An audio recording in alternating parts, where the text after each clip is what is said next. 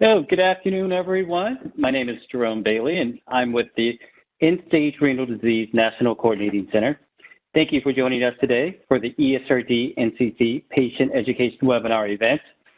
The ESRD NCC webinar events are held in partnership with the Centers for Medicare and Medicaid Services. The calls feature patient and professional subject matter experts from around the country sharing how they or their organizations are coping with situations related to COVID-19. Before we get started, I wanted to let you know this call is being recorded and will be posted to the NCC COVID webpage, usually within 3 business days. Many times we have the recording up on the webpage well before 3 business days. Let's take a look at the agenda. Today we are pleased to have 3 great speakers, Dr. Karen Pinsky, Dr. James Curtis, and Timmy Nelson. Our topic today is increasing patient positive responses to the COVID-19 vaccine.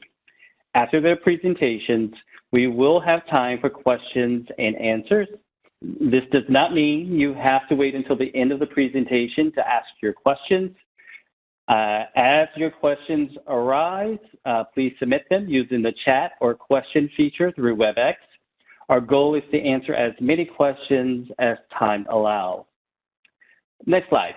Before we start with our presentation, we wanted to share with you a new resource added to the NCC website, COVID-19, a positive test or under investigation being prepared, is a brochure for in-center hemodialysis patients who have been diagnosed with COVID-19 or are considered under investigation. It offers questions to ask your dialysis facility and the cohort facility if you are sent to a cohort facility. There are also suggestions for maintaining your emotional well-being. Visit kidneycovidinfocenter.com and select patients to download this resource. So, what's this call about? You will hear tips to empower yourself to cope with COVID-19. We will share some real-world experiences that you can put to use. We have some resources for you to use and share with others. And the series of calls is available to you bi-monthly, offering a variety of topics.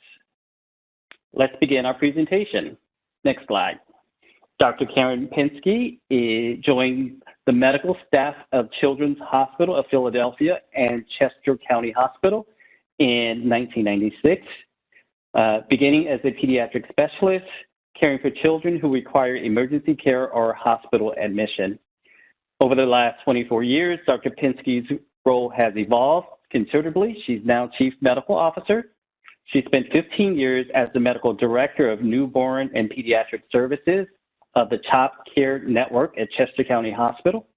Dr. Pinsky has expanded her role into clinical quality as the Chief Quality Officer, overseeing the important work of keeping patients safe while delivering state-of-the-art care in the community. Dr. James Curtis is the Director of Clinical Value Optimization at Chester County Hospital. Dr. Curtis brings a wealth of experience and knowledge from his previous positions in the pharmacy department. He worked in several roles in his time at CCH, including as a critical care pharmacist, a clinical pharmacy coordinator, and most recently as the Associate Director of Pharmacy. His leadership in the pharmacy department led to the development of the unit-based clinical pharmacy program, and he spearheaded numerous initiatives which improve the safe, efficient, and cost-effective use of medications. We will get to Timmy in a bit, but we will begin today's presentation with Dr. Curtis. Hi, Dr. Curtis. Hi, Jerome, and thank you for the introduction. Really appreciate that.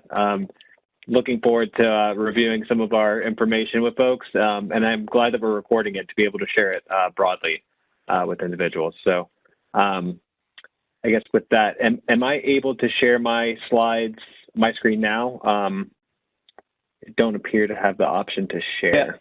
Yeah. We will move the slides for you. Just say next slide. Perfect. Okay. So we can just go ahead to the next slide, please. So for today's presentation, I wanted to provide some clinical background information for the vaccines. think it really helps folks to understand some of the background behind some of the science so they can understand the processes, how these vaccines were developed, how they're currently used, and what we're monitoring in the clinical realm. What are we evaluating with these various vaccines? Also wanted to talk about the current state of public health impact from vaccination. This is evolving, as you can imagine. So CDC has put out new guidance as they learn more, and this is really an unprecedented event. So we do see rapid new developments with these recommendations from the CDC. And so I will provide the most current information for that, although I will say to check with the CDC website frequently, because that will be likely updated as we progress through the pandemic. And then talk about some current issues that we're really talking about and how vaccination impacts that domain. So talking about variants and herd immunity and what that means for the future. Next slide, please. The first item I wanted to talk about was the word emergency use authorization and what that actually means. Emergency use authorization means that the FDA has reviewed enough data to be comfortable allowing the use of these products, although they have not met the criteria for a full FDA review and approval. For a full FDA approval, the FDA generally requires 6 months worth of safety data to evaluate the products before giving them that full approval. With these products, we have not reached 6 months. With the Pfizer products, it was the week before Christmas when we started vaccinating folks. So we will hit that 6-month mark this year for most of these products.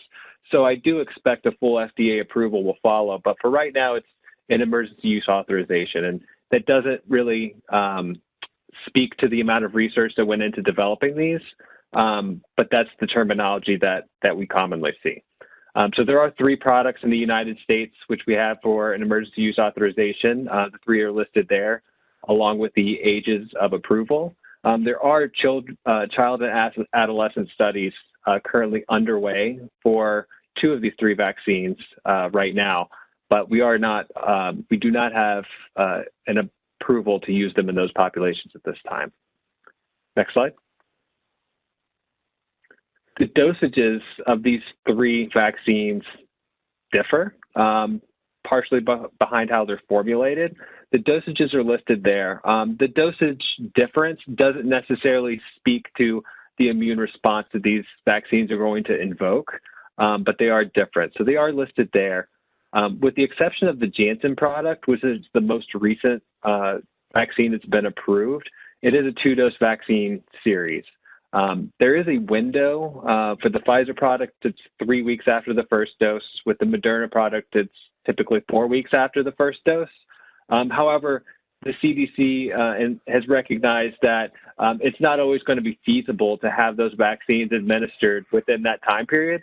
So there is an allowal for up to 42 days after the first dose where these vaccines could be administered. Next slide. One important item to note is that with the first 2 products, which we were discussing, the Pfizer and the Moderna product, so those are what are called mRNA vaccines. And I'll talk a bit more about what that means specifically. It's important to note that even though they are the same type of vaccine, they're not interchangeable one with the other. So with the first dose product, the same product should be used for the second dose. So in terms of how clinics are organized and scheduling patients for these vaccines, we have to be mindful to use the same product for both the first and the second doses for these individuals.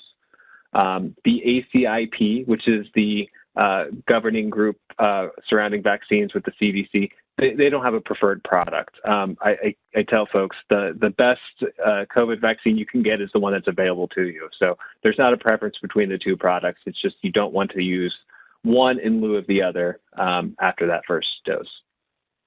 Next slide, please. One of the common groups where folks have questions is, if I've had COVID before, do I need to be vaccinated? And the short answer is yes. The immune response that you get from vaccine is greater than that of a native infection, meaning you had a prior COVID infection.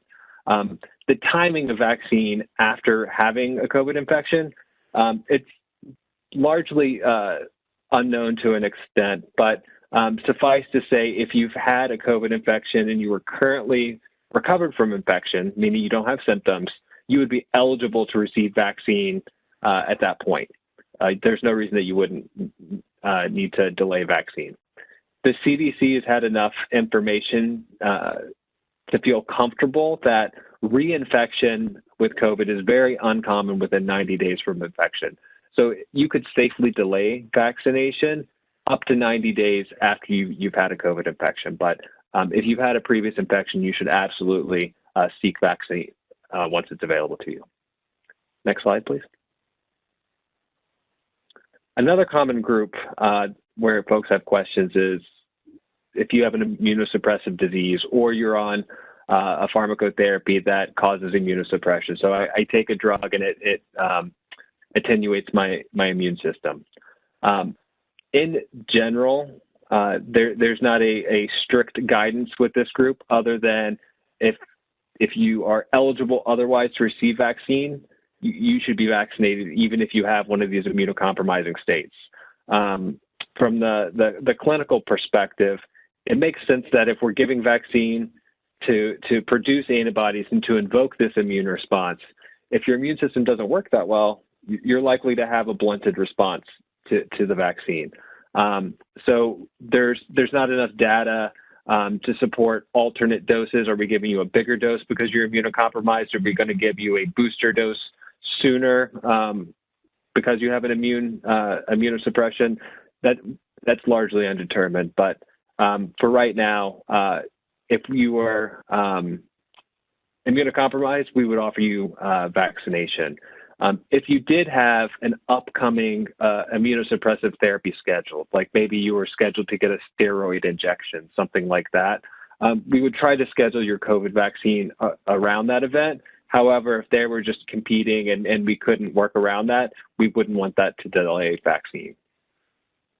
Next slide, please. I did want to speak about the dialysis population because I think this is an important group.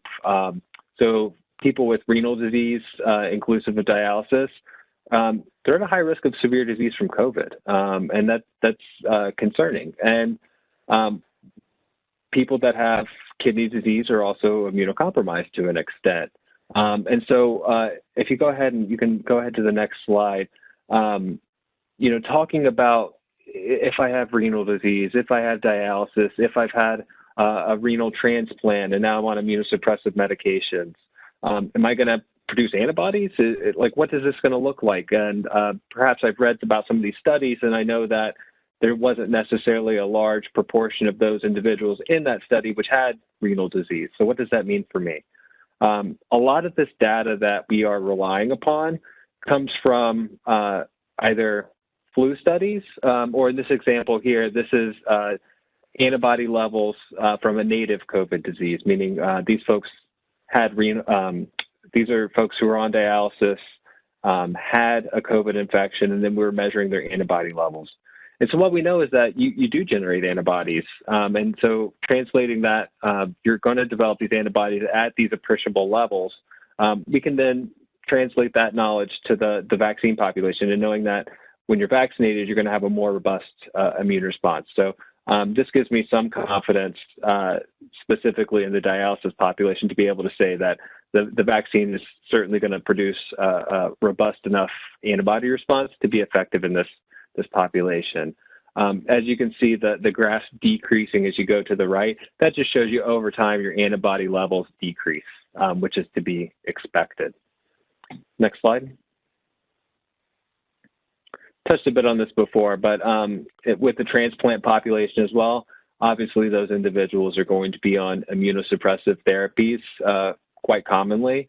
And so again, it is important to understand that having or taking those medications are not going to preclude you from being vaccinated, but it is important to be mindful that your response may be a bit different than from those of the general population.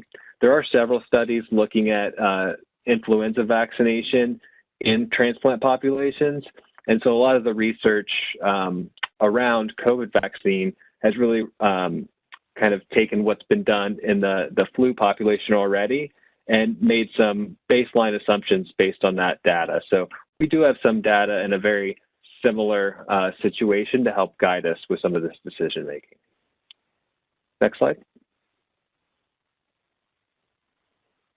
And so I think I have a graphic on the next slide, which will help speak to this. If you could just advance it one. Thank you. So this is an example of one of the EUA studies. I believe this is for the Pfizer-BioNTech product. And just really, there are different demographics with different comorbidities that are studied within this EUA study. They did a pretty good job in terms of being inclusive and including lots of different disease states. The cumulative number of individuals in the study was approximately 40,000.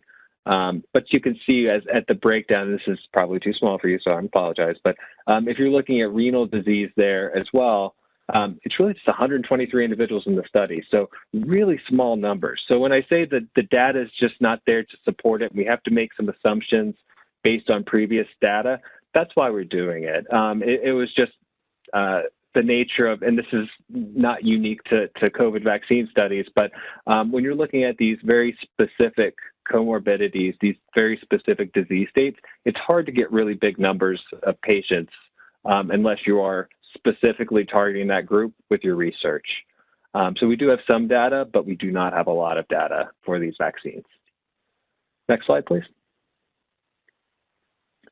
I like showing this slide to talk about the ingredients within these different vaccines. These are the three vaccines which are approved in the United States. So Pfizer, Moderna, and the Janssen product. Each column listed there are the ingredients for that specific vaccine. If you look at the active ingredients, so that's what's invoking the immune response. The other stuff listed there are the inactive ingredients. Largely, these are things to, one, help that active ingredient get to where it needs to go. And then secondly, they are things to help preserve the pH and make it comfortable so when it's injected into your arm, it doesn't burn, right? So it's at the correct pH. And really, if you're looking at an ingredient list, there's not a lot here. Most of these ingredients are incredibly common. The unique ingredients listed here are, of course, the active ingredient, but then there's a lipid molecule or a fat molecule specifically within the Pfizer and Moderna product, which helps to transmit that mRNA piece, the active ingredient, to where it needs to go in your body. So those are the unique aspects. Everything else is pretty commonplace, at least in the pharmacy world. You could take a look at the back of your shampoo bottle and you will find more ingredients listed here. So I'm always impressed by seeing how few ingredients actually go into these things. Next slide, please. So speaking about some of the data surrounding the Pfizer and the Moderna products, I'm sure by now folks have seen these published efficacy rates, which are very, very high. And they are. I mean, it's really, really amazing that we've been able to produce a vaccine which has a 95% efficacy rate. It's quite amazing. Talking about the adverse reactions, so most folks are going to experience some reaction to these, 80 to 89%. It's important to note that almost all of these are expected. And in real life, so we've had over 3 months of experience with these vaccines. We haven't really seen anything outside of what was already seen in that clinical trial population. So the real life rollout has largely mirrored what was in the studies. So very safe vaccines as well. We have a whole process for how we evaluate and we monitor for allergic reactions, which, you know, the news likes to publish and you know, talk about when these reactions, allergic reactions happen, and it's severe. But in large part, I think the studies were approximately 14 cases per 1 million folks vaccinated was the rate. So incredibly low rates of anaphylaxis to these items. In general, these reactions are guided by your immune system. So if you have a strong immune system, you're going to mount a strong immune response. So most commonly, these adverse reactions are seen in younger individuals compared to older individuals. Next slide. Similar for the Janssen product listed here, also Johnson & Johnson, goes by both names. One item I wanted to talk about was the efficacy rate, which is published. So 66.3%. That is still incredibly good. People contrast that with the 95% from the Pfizer, and it's why I want the Pfizer. I don't want the Janssen because I want that 95. So just to put that in context, your average flu vaccine is approximately, the cutoff is typically 50% efficacious, which is what is approved by the FDA and said, this is what we think is an adequate number. So 66.3% is still incredibly good. And the number I want you to focus on is on the second bullet point there. So the vaccine efficacy rate against hospitalization. So this is severe disease, 93%.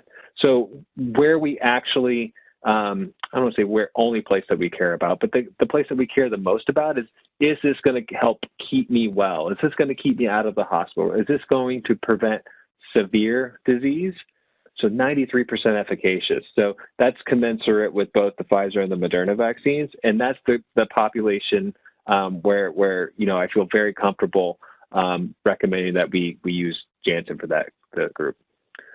Adverse reactions for Janssen is actually a bit less than with the Pfizer and Moderna complement of vaccines, but similarly, younger folks tend to experience more of these reactions compared to with older individuals. Next slide. Touched on this a bit, but talking about the Janssen data, again, this was just recently approved, so there's been a lot of discussion about this.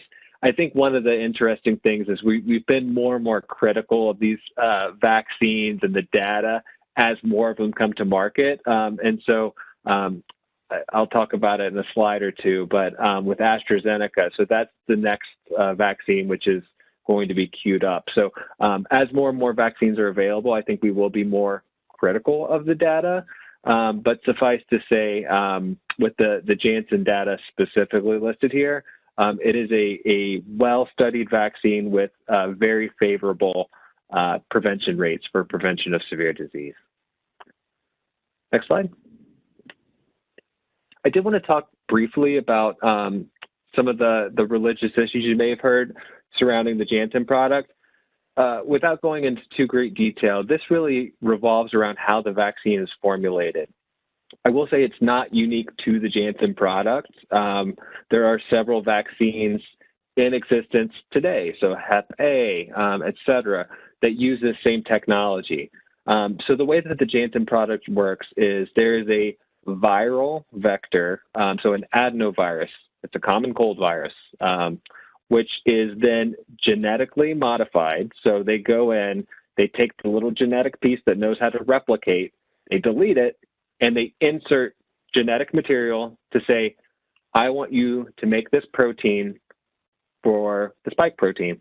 So now your body will know how to make antibodies against the COVID virus. So to make all that work, they have to put filler genetic material back in.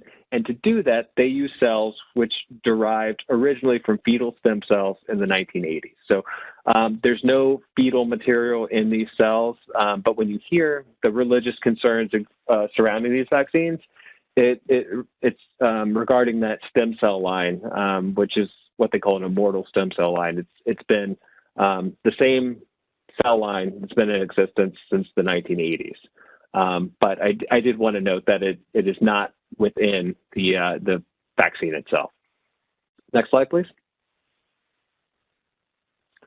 So with the AstraZeneca data, there's been discussions about clotting, and rightfully so, right? I think clotting is obviously a very concerning issue for a lot of individuals, especially for folks who may have clotting issues themselves. So with Janssen, there has been no large discussions about the review of the clotting data, but I did want to point out some numerical imbalances within the Janssen data for clotting concerns. So the FDA, they had all this data available to them at the time of review. None of these are statistically significant. And in general, the rate at which these occurred are not, at this time, different than what it is in the general population. So this could be a whole lot of nothing. The reason I wanted to mention this is because I think once the Janssen product becomes more prevalent, there's more vaccine produced and we're seeing it more, there may be talks about the clotting concerns. So I wanted to bring up these data points for review. So the adverse reactions specifically are deep vein thrombosis and pulmonary embolism, and then this somewhat unique clotting called a transverse sinus thrombosis. So you see that numerically, these are very low incidence. I personally don't have concerns about this, but I think there will be some new studies about this. And I will say the imbalances are there, but not deemed to be clinically significant or necessarily anything at the moment. Next slide. So AstraZeneca. I don't know if anybody reads news from outside the United States, but this product is used quite a bit throughout the rest of the world. We are one of the larger countries that are not using it at this time, but this will be the next product in all likelihood that's reviewed for an emergency use authorization within the United States. So without going into the weeds here, there was recently, last week, a statement about AstraZeneca withholding some data regarding some of the trials, but suffice to say I think it was an error on their side, a non-purposeful error. They resubmitted their data back to this safety board, the DSMB, almost immediately, and their numbers actually improved. So their efficacy rates improved within that 65 and older population. Their data improved. So I don't think that they were trying to hide anything. I think it was an honest omission on their side. And so I do believe, again, very favorable efficacy rate with this vaccine. I do suspect we will see this approved in the upcoming weeks. Next slide. To review some public health recommendations. So I said at the beginning of the presentation, this is a rapidly changing field. And so as we have more and more data about how well these vaccines prevent transmission of COVID, that really impacts what we're going to do after we've been vaccinated. So it was a very positive update that the CDC published with their last update. And so they did, you can read in the second slide, or the second bullet points there. So there's now interactions you can have with folks with certain conditions being met unmasked. So you can interact with individuals who are fully vaccinated unmasked in certain scenarios. You can interact with unvaccinated individuals if you yourself are vaccinated in certain circumstances without masking. And then also, if you do have an exposure, you may not necessarily need to be quarantined if assuming you don't have symptoms. So, you know, one of the questions that I always get is, I really want to hug my grandkids. I've been vaccinated. Can I do that? And so now the answer is yes. If you are fully vaccinated and you are 2 weeks beyond your second dose or your Janssen vaccine, you can hug your grandkids. So very positive news for a lot of folks there. Next slide, please. Some of the things you're still going to do is when you're interacting with larger groups, so not within the household, not small groups, you're still going to practice all of these customs, which we have become very used to in our most just normal life at this point. So when you're in public, you're still going to wear a mask, you're going to social distance, et cetera. So small steps, we'll get there back to normalcy, but current recommendations are listed there from the CDC. Next slide. This is a graphic from the CDC helping explain with whom you can interact once you have been vaccinated. So largely there for your reference, I just described what you're allowed to do and what you're not allowed to do. Next slide. There was data that was released, of course, yesterday surrounding the Pfizer efficacy for transmission after vaccine. So I do list here that it's too early to really say definitively how well the vaccines prevent against transmission, but the Pfizer release confirmed that approximately an 80% reduction in the transmission of the virus if you've been vaccinated, which is astounding. So that's very positive data, and it gives us a lot of assurance that moving forward, these vaccines are going to work quite well to prevent transmission of COVID. So that's the confirmatory data that we want to see. Next slide. So the variants are really the wild card in a lot of this. And how is this pandemic going to go? What is this going to mean for us? One of the things I just want to point out, and the key takeaway here is really that these variants are expected. Viruses mutate. They replicate, they replicate, they replicate. That's their goal in life. They want to survive.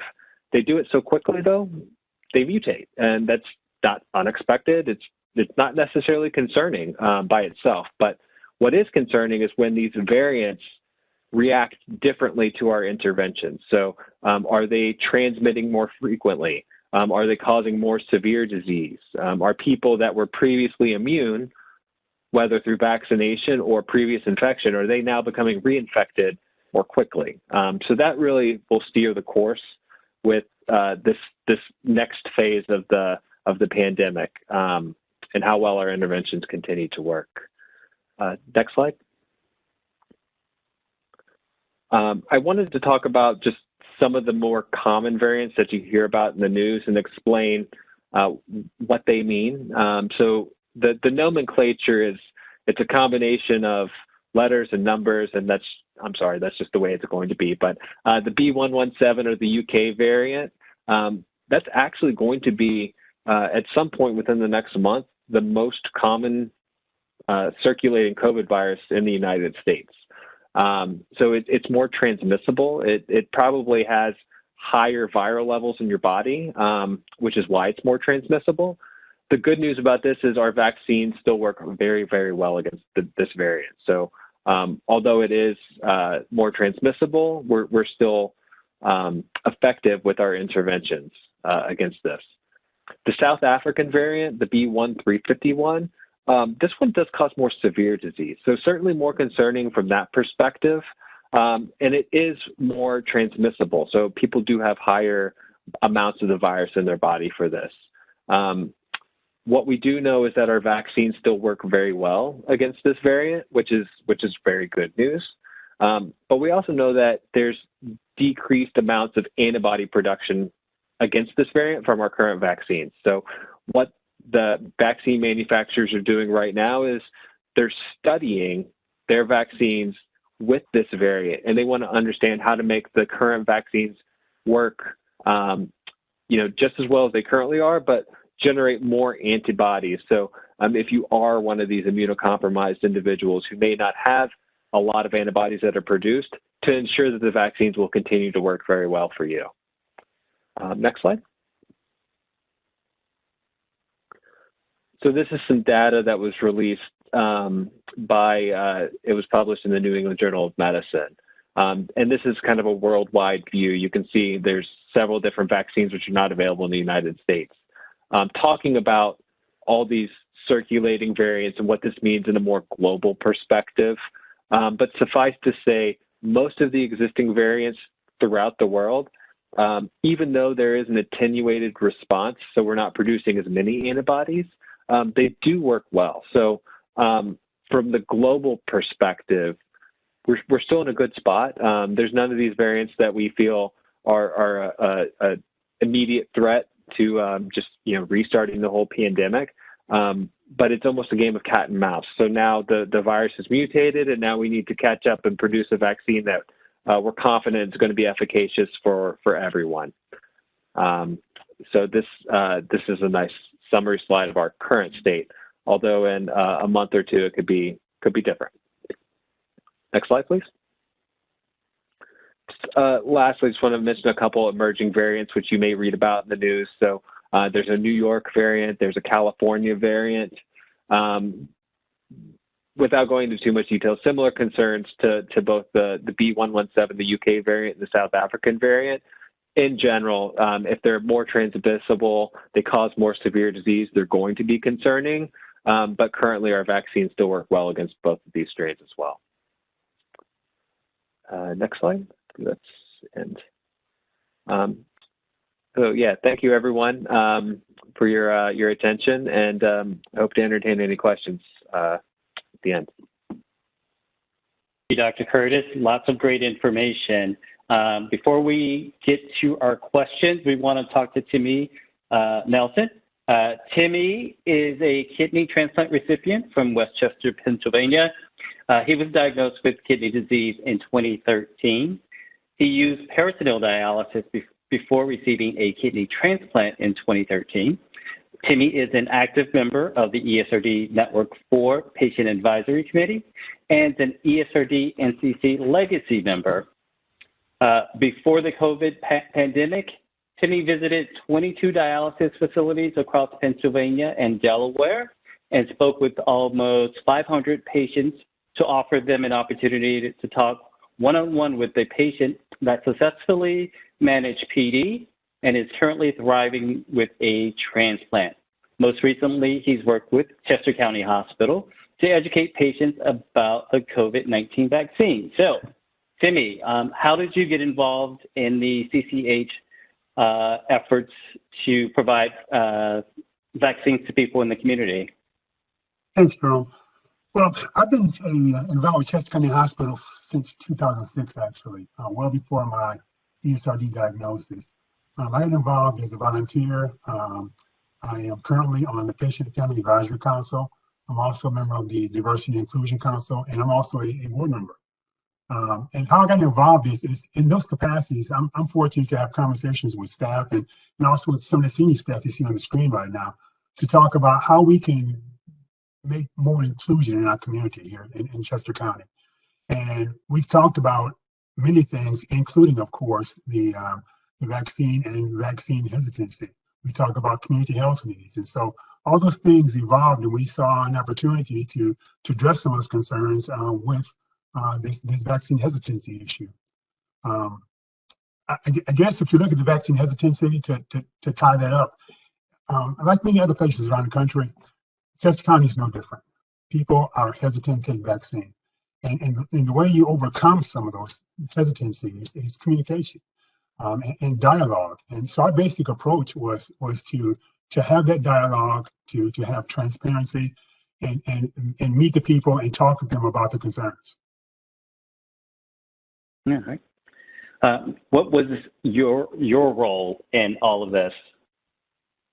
Well, when we talk about COVID and the vaccine, as Dr. Curtis mentioned, as a transplant patient, I had to do my homework because, of course, I was concerned about how this would impact my transplant.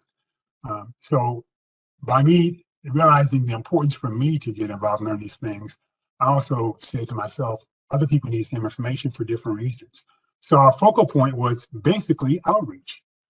We developed a list of organizations that we should reach out to, and we developed those contacts, and we started inviting people into Chester County Hospital to meet us, to see us, and talk with us about what the concerns are. I think back one of the things that we did that Dr. Curtis was involved in was a webinar we did for our local West Chester NAACP. And I tell you, that was a jumpstart for us to say that model worked because the communication we had with people in the community through that webinar, and it led us to say we can duplicate that in other areas, which includes some things we're doing right now. As you were holding some of these community events to educate people about the vaccine, what were some of the concerns, some of the myths that you heard? One big one that I heard frequently was this is an attempt to alter my DNA. The government wants to alter my DNA. Another one I heard that people want it's not really a vaccine, it's a tracker that they're putting in my body to monitor my ins and outs and where I'm going. When you hear those things, you have to be gracious and show people that that's really not the case. I was fortunate because I'm around folks like Dr. Pinsky and Dr. Curtis that I was able to have dialogue about what this vaccine is all about, what COVID's all about. And so I could, as a novice, share the things that they shared with me. And so I think the big thing is to bring the folks in and educate them. There's myths, there's misconceptions, there's the big brother thought process. But the bottom line is that people need to understand what COVID's all about, what the vaccine is all about, and why it's so important for them to be vaccinated. We have several of the ESRD networks and other providers on today's webinar. What are some suggestions you have for these organizations that want to increase patient positive responses to the COVID-19 vaccine? Well, first thing I say, Jerome, is to be upfront, open, and honest. And that's what we did at Chester County Hospital. The entire staff has been that way. We were very upfront about misconceptions, myths, historical concerns that are legitimized. And we had to show people that, well, things are different now. We had to let people understand that there is some research behind what's been happening, and there is no conspiracy to destroy any individuals or to experiment on any one of these things. We recognize that there are higher incident rates with minorities and people of color. I mean, the CDC tells you all the time, this is nothing new. Nationally, we talk about this all the time. We talk about social determinants of health. We talk about the things that are impeding people from having the same opportunities, if you would, to receive healthcare treatment, physical environment, healthcare, income, wealth, education, occupation, job conditions, among many things. We address all those things, and we're upfront about those things. I refer back to, once again, the webinar that the hospital did for our local NACP that we shared around the entire county. And the response, the first response that I got back from people, and the most dominant response that I got back from people was that these people really care about us. The conversation they shared with us on this webinar, it wasn't a lecture, it was a conversation that was shared on this webinar where people understood what we were talking about. There was an investment in the people to share with them, here's why this is important to you. And you have to be upfront, honest. Again, you've got to address the elephant in the room. The elephant in the room talks about Tuskegee. It talks about slavery, how slaves are experimented on because why would they want to escape? It talks about Henry Lacks. It talks about as late as early as the 90s, if you would. When there were experiments done on disobedient, if you would, Black youth and experimenting on them without their parents' knowledge. History tells us the story here. I'm fortunate to be at Chester County Hospital because they were upfront about those things. They said, yeah, these things happen. We're all ashamed those things happen, but here's our opportunity to show you that that's not the way things are. Okay. Now, once you have a person's attention and you address them on their ground, then you have an opportunity for them to actually listen to you and know that you care about the things that they say, the things they're concerned about. Right. Thank you, Timmy. We now want to hear your questions, meaning the audience's questions.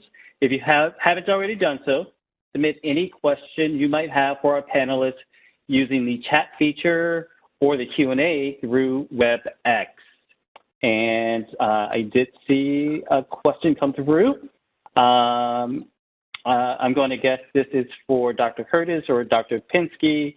How many days should we wait until we get another vaccine, pneumonia or Hep B vaccine, after getting COVID vaccine? So I can take that. In general, the period is 14 days that you would wait. And the same as if you had the pneumonia vaccine first, you would ideally be spacing out your COVID vaccine 14 days from that. Although I will say that if you did not have another opportunity to be vaccinated, whether that be, with the COVID vaccine or let's say the pneumonia vaccine, that 14-day window should not preclude you from receiving that vaccine. So if your only opportunity is here and now and it's 7 days out from that other vaccine, you should go ahead and be vaccinated. We have another question for Timmy. It says, Timmy, I'm guessing you received the COVID vaccine. Did you have any hesitations towards the vaccine? How did you overcome them? I received my first vaccination on Christmas Eve. I received my second vaccination on January 17th, and I had zero response to either one of those. It was like I got a mosquito bite in the arm for a little while. Other than that, I was fine. No issues, no concerns. So, and you had no hesitations in getting the vaccine? I received a phone call from the hospital on December 23rd with an inquiry because I'm a volunteer there and I become in contact with patients. And so I needed to be vaccinated also. The question was, if we were to offer you the vaccination, would you take it? And I said, I'll be there tomorrow if you want me to. I was there the next day at 7 o'clock in the morning. Okay. This question is for either Dr. Curtis or Dr. Pinsky. If you don't have any of the side effects described for the vaccine, does this mean you are not developing antibodies? That's a great question. So it doesn't. So the fact that you don't experience a fever or a sore arm, that doesn't necessarily correlate with your body producing an immune response. So if you got off lucky and you didn't have any of those side effects, it doesn't mean that the vaccine didn't work. So no reason for concern if you didn't get a mild fever or anything like that. And another question for the doctors.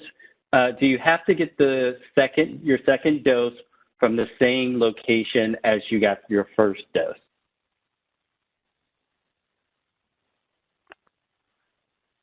So I keep talking. I'll just keep talking, Karen.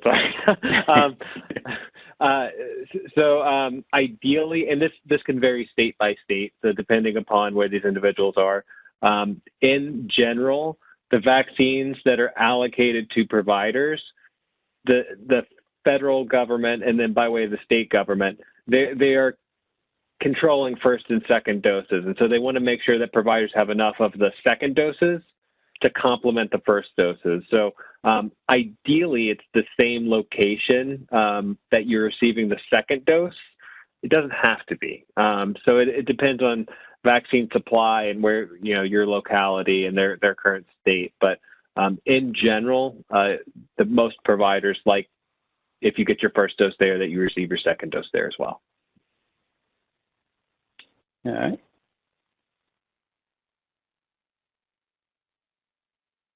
So this question is it necessary to have an antibody test, or is there any reason to have an antibody test?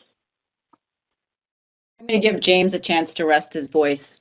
I'll answer that one. Assuming that the questioner is asking after getting vaccinated, if one should get an antibody test, the answer is really no. The studies that were published showed that there was an appropriate antibody response, and it's not required that we prove that you have antibodies after you get the vaccination. And so after you get the vaccine, we assume, based on the studies that have been published, that you are immune. What we don't know is how long that immunity lasts. And if you remember back to the slide that James showed, where every month that went by, your antibodies went down, down, down. We don't know how low does it have to go before you might not be immune anymore. But that's not a reason necessarily to get antibody testing. It might be something that the studiers, the researchers may decide to do and to publish 2, 4, 6, 8 months after their research participants got their vaccine, but it's not something that we advocate for people who just routinely get vaccines. Okay. Another question. Why is it that it seems younger people have more adverse reactions to the vaccine than older people? Yeah, so it's largely related to their immune system. So young people have these strong, healthy immune systems in general. So they have this robust production of antibodies. So they just have this really robust response, which correlates with a lot of those expected immune reactions. So fever, fatigue, chills, etc.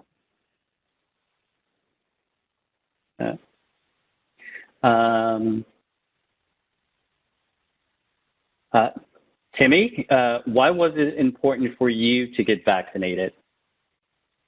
That's a great question, and there's a long story, but I'll be very brief on this. My family does a Zoom each holiday, and we have relatives in 36 states. So we cover quite a bit of the United States in our Zooms. On Christmas Day, that evening, we had a Zoom, and I shared with my family that I'd just been vaccinated, and there was a moment of silence. Because as we've talked about in the minority community, there's a lot of vaccine hesitancy. And many of my relatives were in awe and like, wow, do you really trust that? So I shared what I had learned from talking to my partners at Chester County Hospital. And we had some robust dialogue. And I tell you what, it was very helpful for all of us. But the end result was many of my family members shortly after that made attempts to get vaccinated. And to this day, many of them have become vaccinated. And part of that was because someone had to step out front and say, this needs to be done. And that's the same thing we've done at the hospital with the groups we brought in.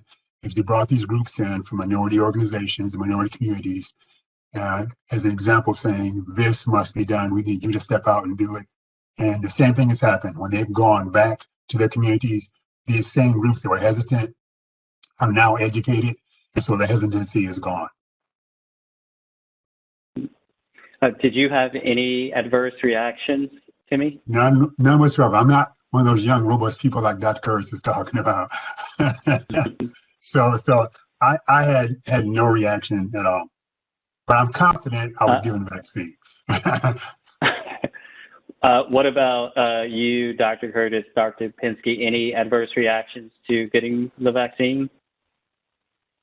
I did actually. I was very tired after the second dose. I slept a considerable amount of the following day, but then 2 days afterwards, I felt fabulous.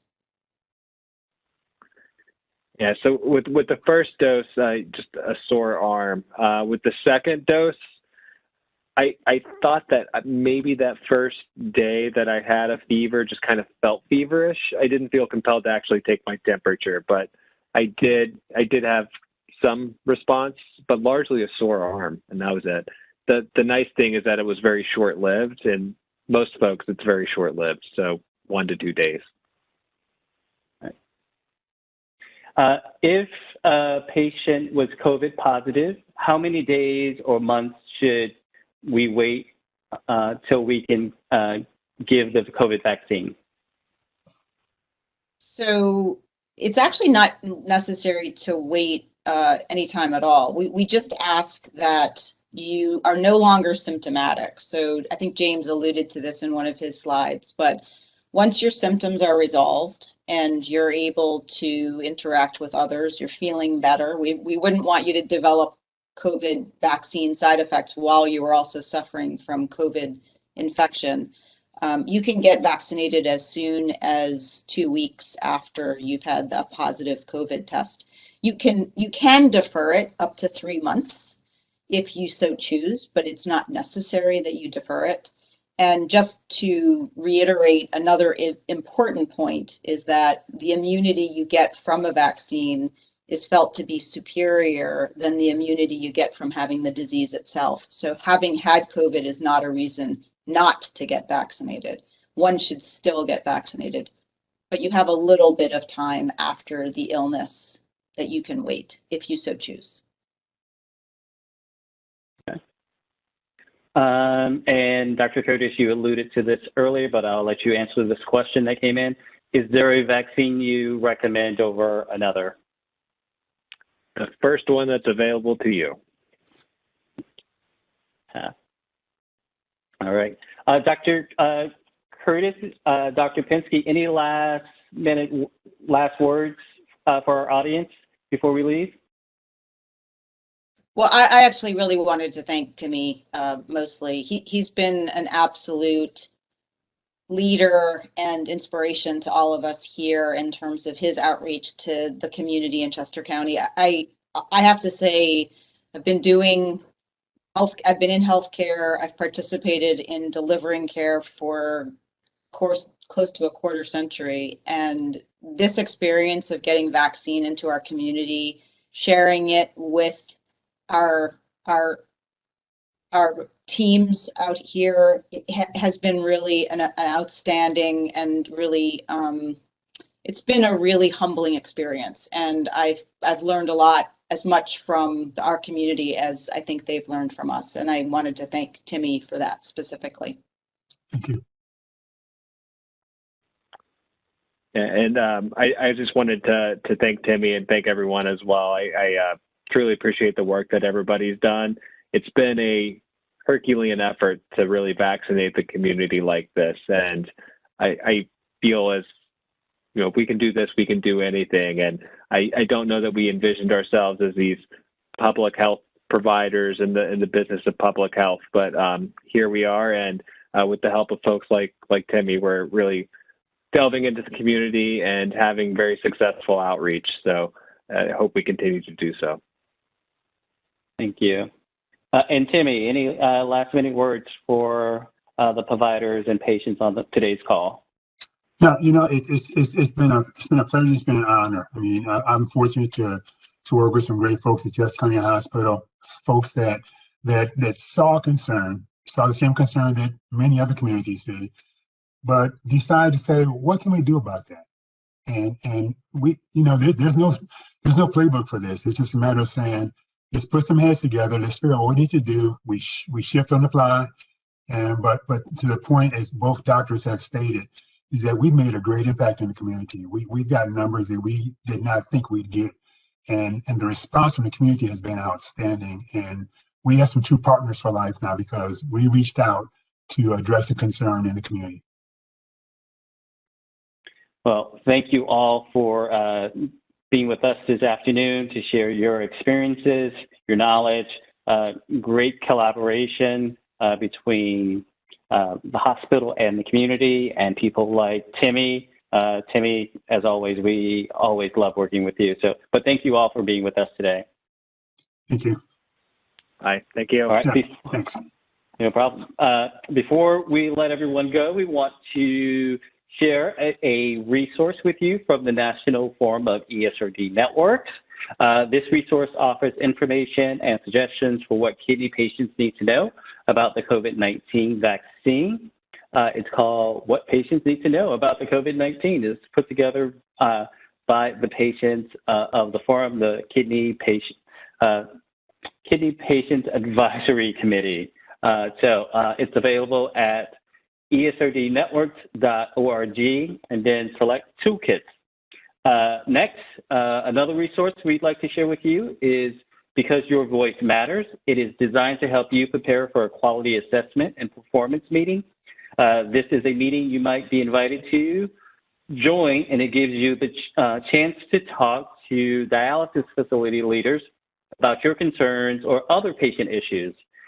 Learn what to expect and how to prepare. Visit esrdncc.org/patients and then select for new dialysis patients and then choose QAPI meeting resource. Next slide. Are you searching the web for information?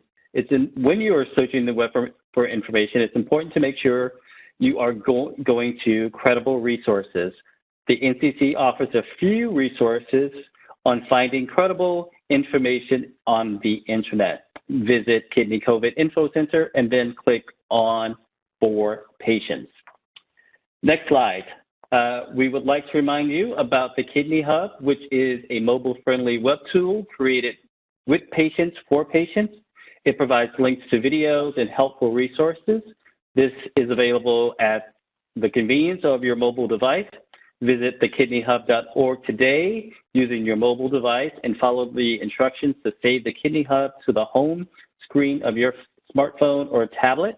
We also invite you to let us know what you think of the experience by sending an email to nccinfo@hsag.com. And we invite you to mark your calendar for the next COVID-19 webinar event. Our next patient event is Tuesday, April 13th at 4 p.m. And our next provider event is Wednesday, April 7th at 3 p.m. Thank you all for being with us this afternoon. For additional COVID-19 resources, visit the CASER website at casercoalition.com. Thank you, everyone. Have a good evening.